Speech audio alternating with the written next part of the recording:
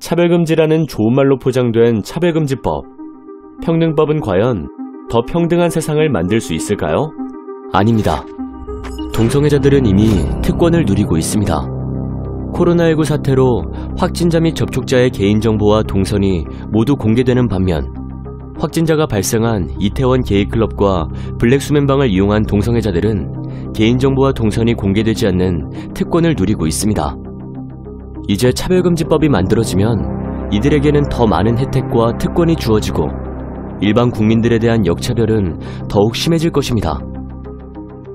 우리나라는 동성애를 처벌하지 않으며 동성애를 이유로 차별하는 법은 존재하지 않습니다. 게다가 이미 동성애 차별금지가 포함된 국가인권위원회법도 있습니다. 그럼에도 포괄적 차별금지법을 제정하는 이유는 바로 처벌 때문입니다. 시정명령, 이행강제금, 징벌적 손해배상, 형사처벌 등 강력한 법적인 제재를 통해 LGBT의 특권을 보장하는 법이 바로 차별금지법입니다. 모욕감, 수치심 등 주관적인 감정의 영역조차 혐오라는 이름으로 적극적으로 법적 책임을 지게 하는 포괄적 차별금지법이 제정되면 윤리와 양심을 따르는 일반 국민들은 역차별을 받게 됩니다. 예를 들어 동성애의 보건적 유해성에 대한 사실을 말하거나 동성결혼에 동의하지 않는다는 의견을 표현하면 직장에서 징계를 받거나 차별소송을 당하게 됩니다. 이와 같이 차별금지법은 헌법에서 보장된 일반인들의 신앙과 양심, 학문과 표현의 자유를 침해하고 선량한 국민들을 범법자로 만들어버립니다.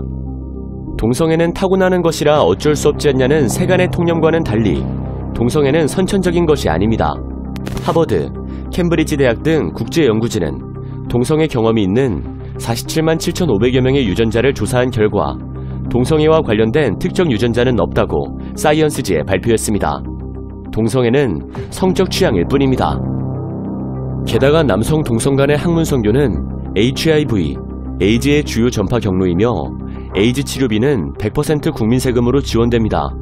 약값뿐만 아니라 각종 검사비, 입원비, 수술비, 합병증 치료비, 심지어 간병비까지 100% 국민 세금으로 지원하는 질병은 에이즈뿐입니다.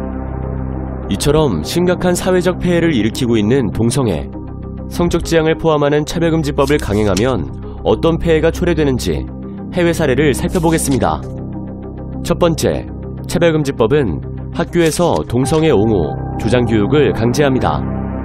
영국은 차별금지법 통과 후 초등학교에서 동성 친구에게 청혼 연애 편지를 쓰는 수업을 하는 등 교육과정이 바뀌었고 교내 퀴어 축제에 모든 학생들이 참여하도록 강제하였으며 참여하지 않은 학생들은 불이익을 당하게 되었습니다.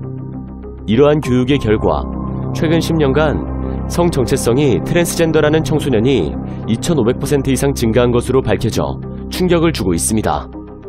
두 번째, 차별금지법이 제정되면 군인 간 동성 성행위가 합법화되며 성전환 수술 없이도 성별 변경이 가능해져 병역기피 수단으로 악용될 수 있습니다. 차별금지법 제정 후 영국에서는 군대 내의 동성 성행위가 허용되었으며 캐나다에서는 자동차 보험료를 절약하기 위해 남성이 여성으로 성별을 변경한 보험 사기 사건이 발생하였습니다. 세 번째, 차별금지법은 여성의 안전권과 프라이버시권을 위협하는 여성 역차별법입니다. 성전환 수술이 없이 스스로 여성이라 주장하는 남성이 여성 화장실과 탈의실을 사용하도록 허용해준 나라에서 이를 악용한 성범죄들이 많이 발생하였습니다. 성전환 수술을 하지 않은 트랜스젠더에 의해 5세 여아가 성폭행당한 사건 등 성범죄가 끊이질 않아 성중립 화장실을 폐쇄하는 학교들이 증가하는 추세입니다. 미국 여성 격투기 경기에서 남성에서 여성으로 성전환을 한 선수에 의해 여성 선수의 두개골이 파손되는 심각한 부상을 입었습니다. 미국 코네티컷주에서는 스스로를 여성이라 주장하는 남성이 여자 청소년 육상 경기에 출전하여 무려 15차례 우승을 독차지하였습니다. 이처럼 진짜 여성 스포츠 선수들이 불이익을 받고 있습니다. 네 번째, 차별금지법은 자녀의 동성애, 성전환 성향에 반대하는 부모의 양육권을 박탈시킵니다. 캐나다 온타리오주는 자녀의 성전환을 반대하는 부모의 양육권을 빼앗는 법안을 통과시켰으며 미국 텍사스주에서 2019년에 7세 아들의 성전환을 반대한 아빠의 양육권을 박탈하는 판결이 내려졌습니다. 이러한 사례는 무수하게 많습니다. 이처럼 더 평등한 사회가 될 거라는 우리의 순수한 소망과는 달리 차별금지법, 평등법은 더 좋은 세상을 만들어주지 않습니다. 오히려 건전한 윤리의식을 가진 국민들의 자유가 억압당하고 역차별을 당하는 더욱 불평등한 사회를 초래할 뿐입니다. 국민 여러분, 건강한 자유민주주의 사회를 지키기 위해 평등법의 제정을 막아야 합니다. 특권과 역차별, 차별금지법, 스탑!